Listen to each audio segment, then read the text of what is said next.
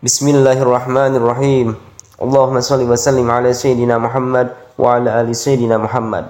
Sahabat Ababil Channel yang dirahmati Allah, kisah Ashabul Kahfi adalah kisah yang menceritakan tentang 7 orang pemuda yang tertidur dengan sangat lelap, atau lebih tepatnya Allah tidurkan di dalam sebuah gua selama kurun waktu 309 tahun. Kisah ini terjadi sebelum masa Nabi Muhammad SAW. Para pemuda itu bersembunyi di dalam gua untuk melarikan diri dari kekejaman raja yang memimpin negerinya. Raja itu bernama Dicyanus.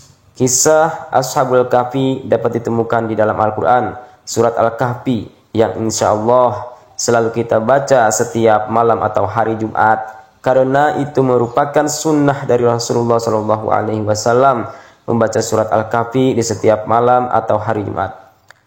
Kitab-kitab karangan ulama terdahulu, salah satunya adalah kitab Fadailul Khamsah Minasihas Tahjil 2 halaman 261 menceritakan tentang Ashabul Kahfi. Kitab tersebut menceritakan bahwa suatu ketika ada 3 orang pendeta Yahudi mendatangi Khalifah Umar bin Khattab. Mereka berkata, "Wahai Amirul Mukminin, kami bertiga akan menanyakan beberapa hal kepada Anda. Jika Anda dapat menjawab pertanyaan kami, maka kami bertiga akan masuk Islam seketika. Tetapi jika engkau tidak dapat menjawabnya, berarti Islam bukanlah agama yang benar dan Muhammad bukanlah seorang Rasul utusan Tuhan." Menghadapi tantangan ketiga orang pendeta itu, Umar bin Khattab menjawab, "Baiklah, wahai saudaraku, apa yang ingin kamu tanyakan?" Kemudian salah satu dari ketiga pendeta itu maju dan berkata, "Wahai Khalifah, dengarkan, kami ingin menanyakan kepada engkau beberapa hal yang jarang sekali orang ketahui. Pertanyaan pertama kami, kapan pintu surga itu dikunci? Pertanyaan kedua, kapan waktu pintu surga dibuka? Dan kemudian ketiga, beri nama kuburan yang bisa berjalan dengan penghuninya. Kemudian sebutkan makhluk Allah yang dapat memperingatkan umatnya, tetapi dia bukan dari manusia ataupun dari golongan jin. Coba sebutkan 5 makhluk Allah yang berjalan di bumi tetapi tidak dilahirkan oleh ibu mereka. Dan kemudian coba jelaskan kepada kami kisah tentang seorang pemuda yang mempertahankan iman mereka dengan bersembunyi di dalam gua."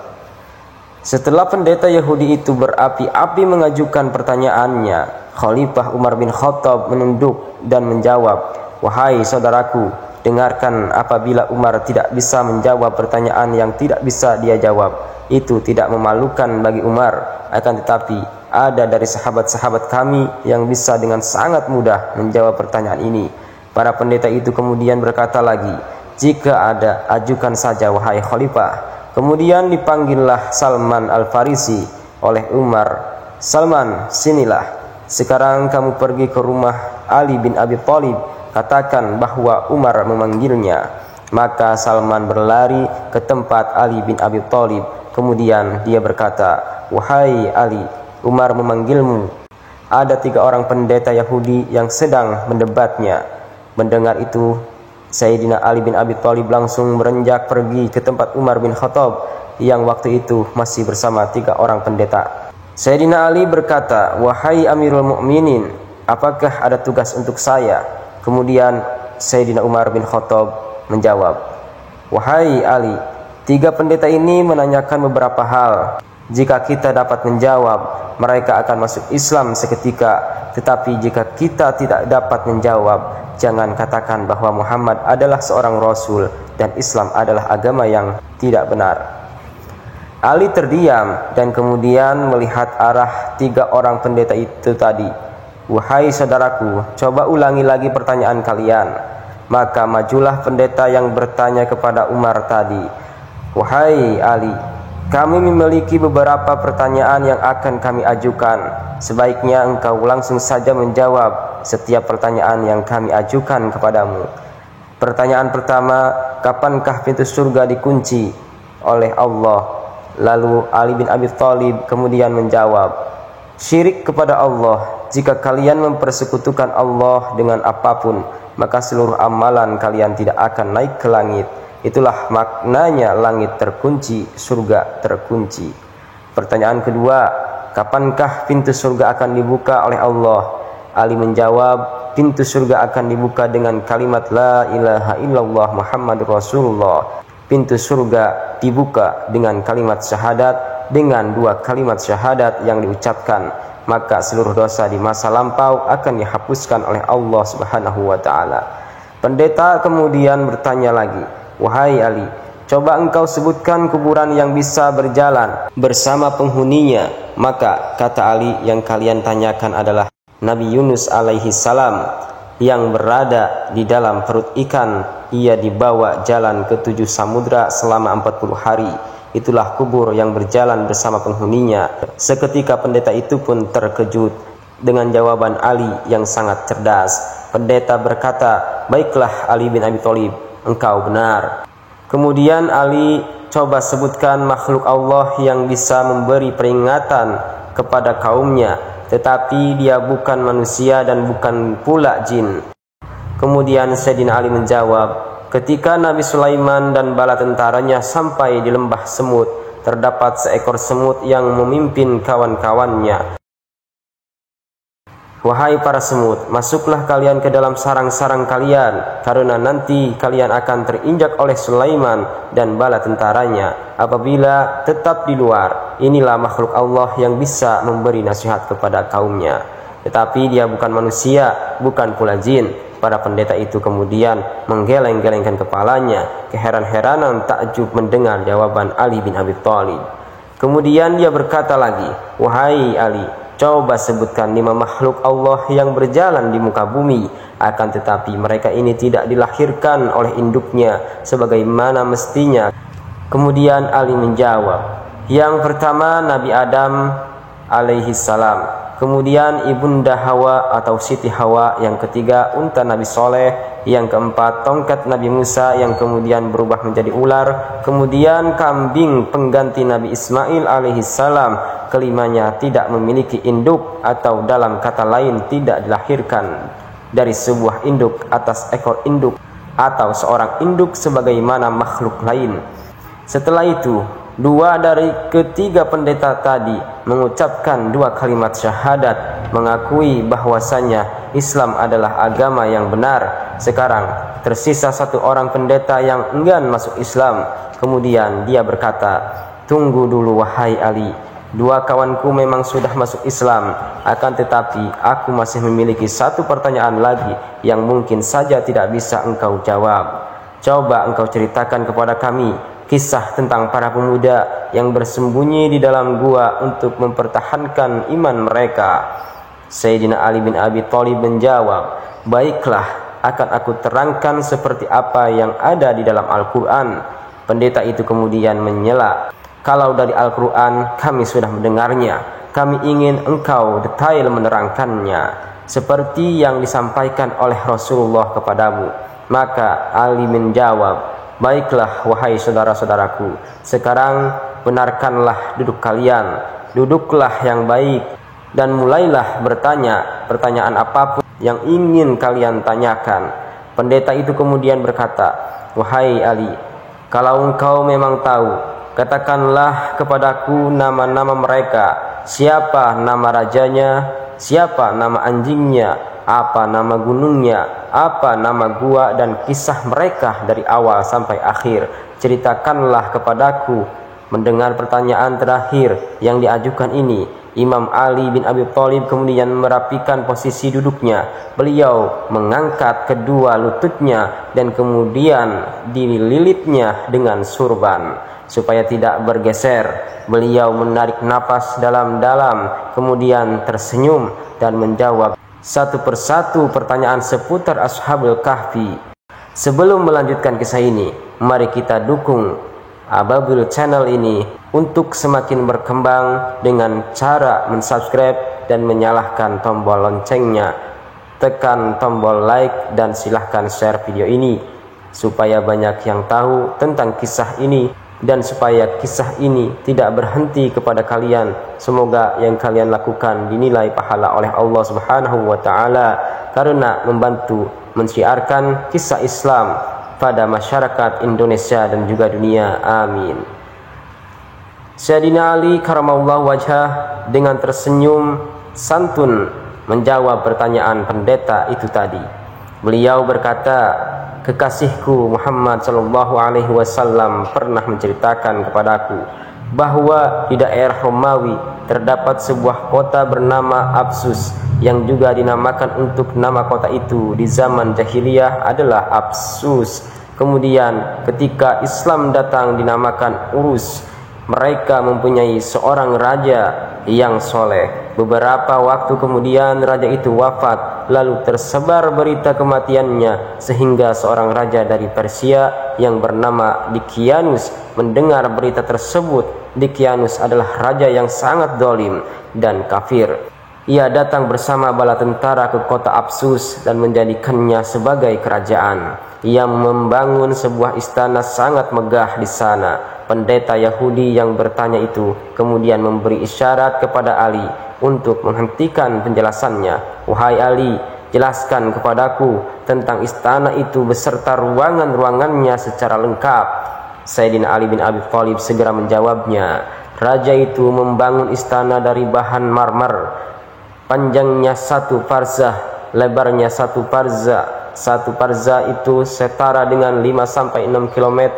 Di dalamnya terdapat 4.000 pilar yang terbuat dari emas dan terdapat 1.000 lampu emas.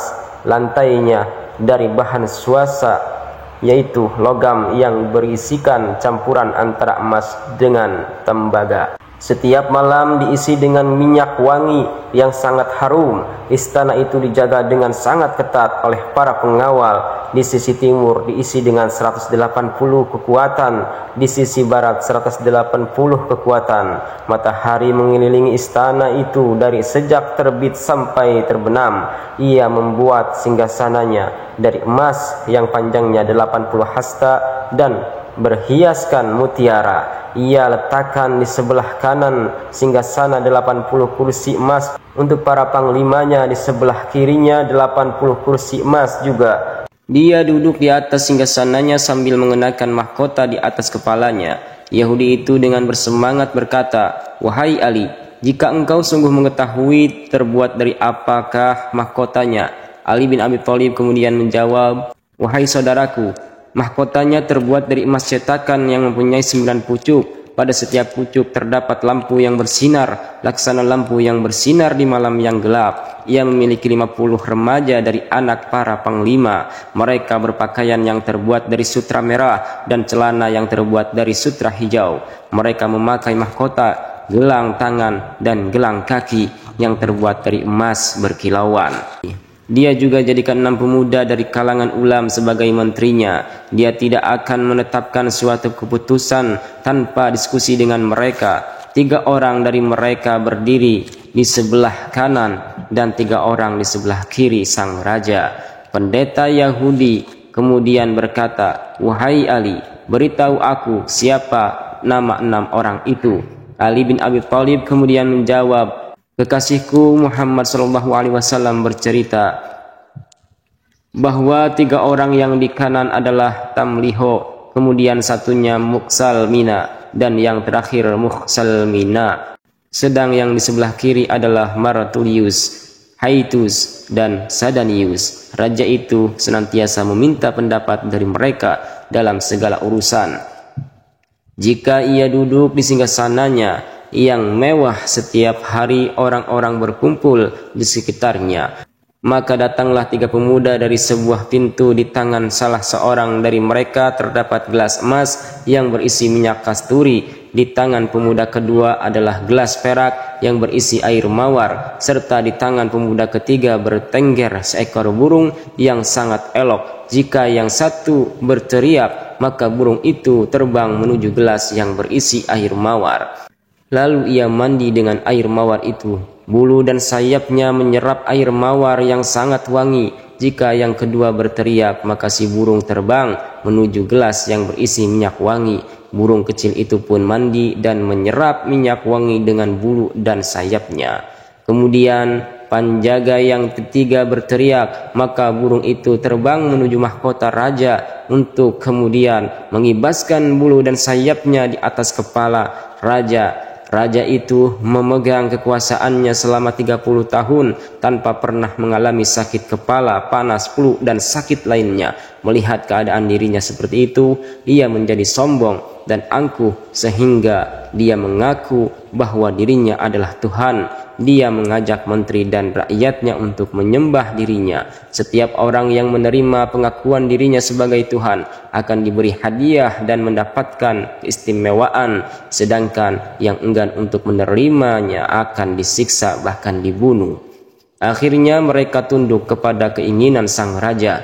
Menteri dan penjaga istana menganggap dia sebagai Tuhan selain Allah. Suatu hari di saat pesta sedang berlangsung, sang raja duduk di atas singgasana sambil mengenakan mahkota di atas kepalanya. Tiba-tiba muncul beberapa panglima menyampaikan berita bahwa pasukan Persia telah siap membunuh sang raja. Sang raja amat panik sehingga mahkota yang dikenakan jatuh di atas kepalanya. Sedang ia sendiri terjungkal dari singgasana. Salah seorang dari 3 pemuda yang berada di samping raja menyaksikan hal itu.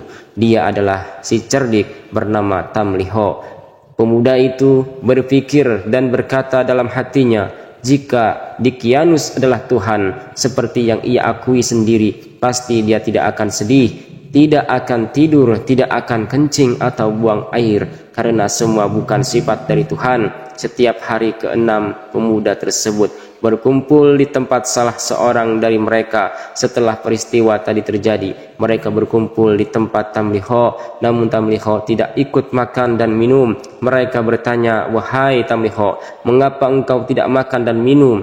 Tamliho kemudian berkata, wahai saudara-saudaraku, telah terjadi sesuatu dalam hatiku ini yang mencegahku makan, minum, dan tidur. Kemudian teman-temannya bertanya, wahai kawanku Tamliho, apakah yang membuatmu seperti itu? Kemudian Tamliho menjawab, aku sudah lama sekali berpikir tentang langit. Aku bertanya, siapakah yang meninggikan langit menjadi atap yang kokoh tanpa perlu adanya pengikat di atasnya, tanpa perlu adanya tiang menyangga di bawahnya? Siapakah yang menjalankan matahari dan bulan? Siapa yang menghiasi langit dengan bintang ke bintang? Lalu aku berpikir tentang bumi ini. Siapa yang menjadikannya terapung di atas permukaan laut? Siapa yang menahan dan mengikat? Siapa yang menahan dan mengikatnya dengan gunung-gunung yang kokoh agar ia tidak tenggelam? Kemudian aku berpikir tentang diriku. Aku berkata, siapa yang mengeluarkanku dari rahim ibu? Siapa yang memberiku makan dan membimbingku? Sungguh ada pencipta dan mengatur semua ini. Dia bukan Dicyanus. 5 pemuda yang lainnya kemudian tersungkur di atas tanah. Dia mencium kedua kaki Tamliho dan berkata, wahai Tamliho, sungguh telah terjadi di dalam hati kami apa yang telah melanda hatimu. Berilah kami petunjuknya, wahai saudaraku. Tamliho kemudian menjawab, wahai saudara-saudaraku, aku tidak mendapatkan jalan untukku dan untuk kalian selain lari dari penguasa zalim menuju penguasa langit dan bumi. Mereka kemudian berkata, pendapat yang benar adalah pendapatmu, wahai saudaraku.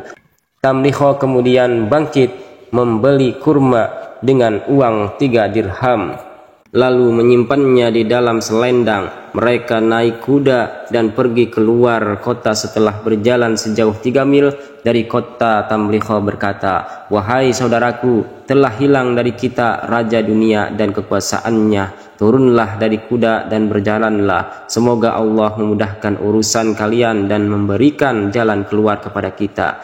Mereka pun turun dari kuda dan berjalan kaki sejauh 7 farzah sampai kaki mereka berdarah karena tidak terbiasa. Tiba-tiba saja seorang pengembala hampiri mereka. Tamliho bertanya, wahai pengembala, apakah engkau memiliki seteguk air atau susu? Aku punya apa yang kalian inginkan, tetapi aku lihat wajah kalian adalah wajah-wajah para raja. Menurutku kalian melarikan diri. Ceritakanlah pengalaman kalian kepadaku. Kemudian mereka bercerita, kami memeluk agama yang melarang berbohong. Apakah kejujuran akan membuat kami selamat? Maka mereka pun menceritakan apa yang mereka alami. Si pengembala langsung tersungkur, mencium kaki mereka sambil berkata, "Sungguh terjadi di hatiku apa yang terjadi di hati kalian." Si pengembala meminta mereka menunggunya sementara dia mengembalikan kambing-kambing kepada pemiliknya. Mereka menunggu si pengembala kembali, tetapi kali ini dia kembali dengan diikuti seekor anjing. Ketika para pemuda itu melihat anjing, satu sama lain saling berbicara, "Kami khawatir anjing ini akan membuka rahasia keberadaan kita dengan gonggong." Mereka meminta dengan sangat agar si pengembala mengusir anjingnya dengan batu. Anjing itu berwarna hitam pekat, memiliki nama Kitmir. Ketika anjing itu melihat lagat mereka, anjing itu pun duduk lalu dapat berbicara, "Wahai manusia, mengapa kalian hendak mengusirku? Padahal aku bersaksi bahwa tiada Tuhan selain Allah dan tiada sekutu atasnya. Izinkan aku menjaga kalian dari musuh yang akan mengganggu kalian. Aku ingin mendekatkan diri kepada Allah dengan hal itu." Lalu ketujuh pemuda itu pun mengizinkannya. Mereka kemudian melanjutkan perjalanan. Sang pengembala mengajak para pemuda itu untuk menaiki gunung dan bersembunyi di dalam sebuah gua. Orang Yahudi berkata, "Wahai Ali, apa nama gunung itu dan apa nama gua itu?" Ali bin Abi Thalib kemudian menjawab, "Wahai saudaraku, nama gunung itu adalah Najdlus dan nama gua itu adalah Wasit atau Khairok." Ali kemudian melanjutkan ceritanya. Ternyata di dalam gua itu terdapat beberapa pohon yang berbuah dan mata air yang bening. Mereka memakan buah-buahan dan minum air tersebut. Ketika malam tiba, mereka masuk ke dalam goa, sedangkan anjing itu duduk di pintu goa sambil menjulurkan kedua kakinya ke depan.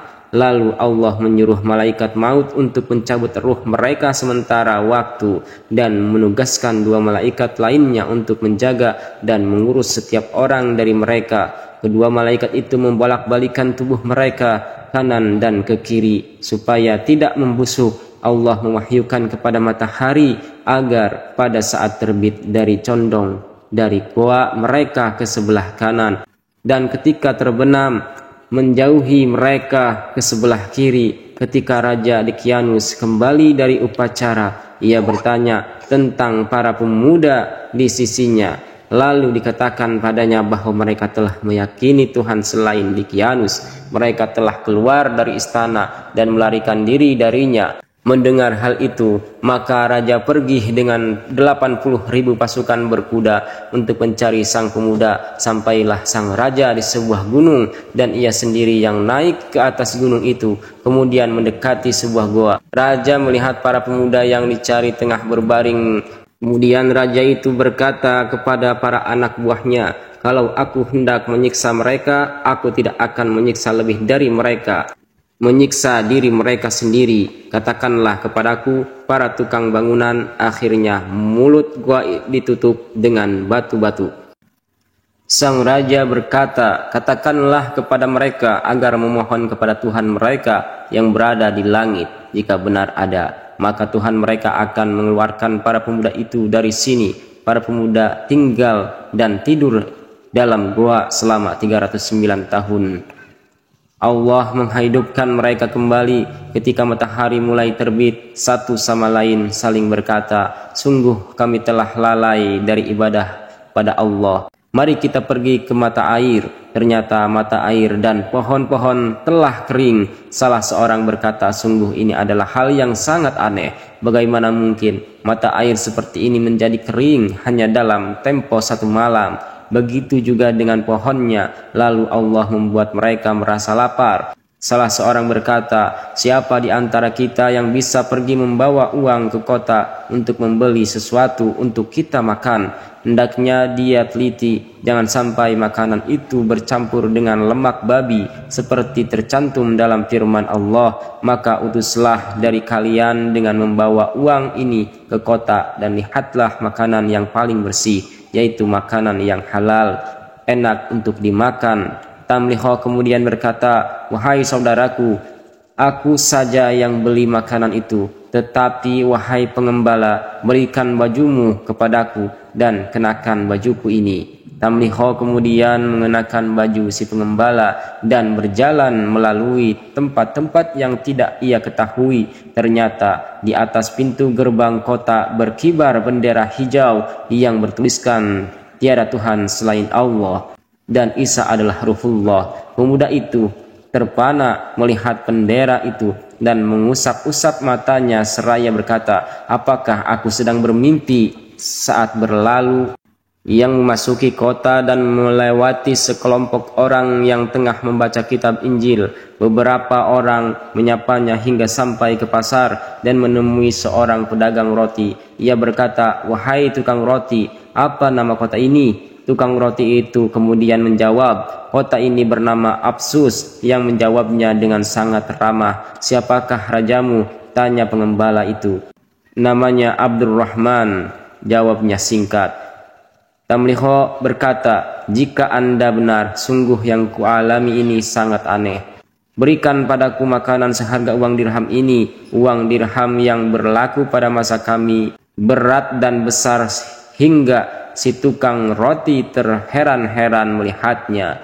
Si pendeta Yahudi yang mendengarkan cerita itu kemudian memberikan isyarat kepada Ali agar diam. Dia bertanya lagi, wahai Ali, katakan kepadaku berapa berat dirham itu? Ali bin Abi Thalib kemudian menjawab, wahai saudaraku, kekasihku Muhammad SAW memberitahuku bahwa berat dirham itu 10 kali dari berat dirham saat ini. Ali kemudian melanjutkan, tukang roti berkata kepada Tamliho, wahai anak muda, engkau telah mendapatkan harta karun, berikan sebagian kepadaku, jika tidak Anda akan kubawa kepada raja. Tamliho kemudian menjawab, aku tidak mendapatkan harta karun, wahai saudaraku. Dirham ini kuperoleh dari hasil menjual buah-buahan seharga 3 dirham 3 hari yang lalu. Aku keluar dari kota ini sementara penghuninya sedang menyembah Raja Dikianus. Penjual roti pun marah mendengarnya. Tidakkah kamu senang mendapatkan harta karun? Lalu kenapa engkau tidak mau memberikan sebagiannya kepadaku? Mengapa engkau menyebut seorang penguasa zalim? Ia mengaku dirinya Tuhan, itu dia telah mati 300 tahun yang lalu. Kamu telah menghinaku, kamu menganggap orang yang bodoh. Tukang roti pun kemudian menangkap Tamliho. Orang-orang lain pun berkumpul. Orang-orang sekitar pasar itu berdatangan. Kemudian ia dibawa menghadap sang raja yang cerdas dan adil. Sang raja bertanya, apa yang pemuda ini lakukan? Mereka pun menjawab, orang ini telah mendapatkan harta karun. Yang mulia raja berkata, tenanglah, Nabi kita Isa alaihissalam membolehkan kita mengambil harta karun, tidak lebih dari 1/5-nya saja, maka serahkan kepadaku 1/5 dari harta itu. Setelah itu kamu dapat pergi dengan selamat. Tamliho berkata, wahai raja, lihatlah masalahku ini, aku tidak mendapatkan harta karun, aku penduduk kota ini. Sang raja kemudian bertanya, kamu penduduk kota ini? Iya, jawab Tamliho. Raja bertanya, apakah kamu kenal seorang di kota ini? Tamliho kemudian menjawab, iya, aku sangat mengenalnya. Kemudian ia menyebutkan kira-kira 1000 nama orang. Namun tak satu pun dari mereka yang dikenal oleh orang-orang yang berkumpul. Sang raja kemudian berkata lagi, hai, kami tidak pernah mengenal nama-nama itu. Mereka bukan penduduk zaman ini. Apa kamu punya rumah di kota ini? Tamliho menjawab, ya, wahai paduka yang mulia, utuslah seorang bersamaku. Raja kemudian mengutus beberapa orang untuk pergi bersamanya. Mereka pergi menuju sebuah rumah yang berada di dataran tertinggi di kota itu. Mereka sampai di satu rumah dan lalu mengetuknya. Tidak lama kemudian keluarlah seorang yang tua renta, kedua alisnya panjang, terurai ke bawah, menutupi kedua matanya. Pengawal berkata, pemuda ini mengaku bahwa ini adalah rumahnya. Orang tua itu marah dan menoleh kepada Tamliho, siapa namamu? Kemudian Tamliho menjawab, namaku Tamliho bin Filsin. Jawab Tamliho, ulangi lagi. Tamliho pun menjawab, Tamliho bin Filsin. Kemudian orang tua itu tersungkur menciumi tangan dan kaki Tamliha. Dia adalah kakekku. Dia adalah salah seorang pemuda yang lari dari Dqyanus, raja yang zalim, menuju raja langit dan bumi. Sungguh Nabi Isa pernah mengatakan bahwa mereka akan hidup kembali di dunia ini. Berita tersebut pun terdengar sampai ke telinga sang raja. Ia segera mendatangi tempat itu. Ketika melihat Tamliha, raja segera turun dari dan mengangkat Tamliha ke atas pundaknya. Orang-orang pun menciumi tangan dan kaki Tamliha. Mereka bertanya, "Wahai Tamliha, apa yang sedang dikerjakan teman-temanmu?" Tamliha kemudian memberitahu bahwa mereka berada di dalam goa. Pada saat itu kota Apsus dikuasai oleh dua penguasa, yaitu penguasa mukmin dan kafir. Keduanya lalu berangkat diiringi para pengikutnya. Ketika mereka mendekati goa, Tamliha berkata kepada mereka, "Aku khawatir saudara-saudaraku mendengar suara kaki kuda dan gemercik senjata sehingga mereka anggap Dqyanus telah siap menyerang mereka, akan sangat ketakutan. Oleh karena itu, kalian tinggal di sini sebentar, biar aku masuk ke dalam untuk memberitahu mereka." Mereka pun setuju dan Tamliha masuk menemui temannya. Para pemuda itu tadi langsung merangkul Tamliha sambil berkata, "Alhamdulillah, Allah telah menyelamatkan dirimu dari Dqyanus." Tamliha kemudian berkata, "Tahukah kalian berapa lama kita tinggal di tempat ini?" 2 hari 1 malam, jawab mereka. Tamliha berkata lagi, "Tidak, tetapi kalian tinggal di sini 309 tahun. Dqyanus telah mati, waktu demi waktu telah berlalu, dan kini penduduk kota telah beriman kepada Allah yang Maha Besar." Mereka berkata, "Wahai Tamliha, kamu ingin kita berbuat fitnah? Kamu ingin kita berbuat keributan atau prahara kepada orang-orang itu?" Kemudian beliau menjawab, "Lalu apa yang kalian inginkan?" Mereka berkata, "Angkatlah tanganmu, kami akan mengangkat tangan kami." Mereka semua mengangkat tangan dan berdoa, "Ya Allah, demi kebenaran yang Engkau tampakkan kepada kami berupa keanehan dalam diri kami, cabutlah nyawa kami agar tidak seorang pun mengetahui kami." Allah Subhanahu wa Ta'ala kemudian mengutus malaikat maut untuk mencabut nyawa mereka. Lalu Allah menutup pintu goa. Kedua raja itu tidak sabar menanti mereka segera menyusul Tamliha karena lama. Dua penguasa tadi mengelilingi goa selama 7 hari 7 malam, namun tidak menemukan pintu atau lubang pada goa itu. Mereka berdua yakin bahwa itu adalah kebesaran ciptaan Allah yang maha mulia dan bahwa keadaan ini merupakan pelajaran penting yang diperlihatkan kepada mereka. Semua penguasa yang beriman berkata, "Mereka mati atas dasar agamaku dan akan kubangun di atas pintu goa ini sebuah masjid." Sementara penguasa kafir berkata, "Tidak, mereka mati atas dasar agamaku dan akan kubangun tempat peribadatan." Akhirnya mereka berperang dan penguasa mukmin mengalahkan yang satunya lagi yang dijelaskan Allah dan berkata, "Orang-orang yang menang akan kami jadikan di atas mereka sebuah masjid." Itulah kisah mereka, wahai pendeta Yahudi. Lalu Imam Ali berkata, "Aku bertanya kepadamu, wahai Yahudi, apakah semua itu sesuai dengan yang ada di dalam Taurat kalian?" Orang Yahudi itu berkata, "Anda tidak menambah dan tidak mengurangi satu kata pun, wahai Abul Hasan."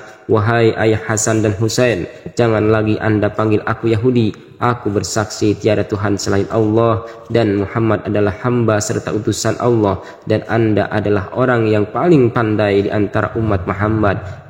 Hikmah yang dapat diambil dari kisah ini adalah Allah akan menolong orang-orang yang berbuat baik dan ingin menghancurkan serta meninggalkan kezaliman. Allah akan selalu menjaga dan mencintai orang-orang yang beriman kepadanya dan beriman kepada utusannya. Wallahu a'lam bishawab. Assalamualaikum warahmatullahi wabarakatuh.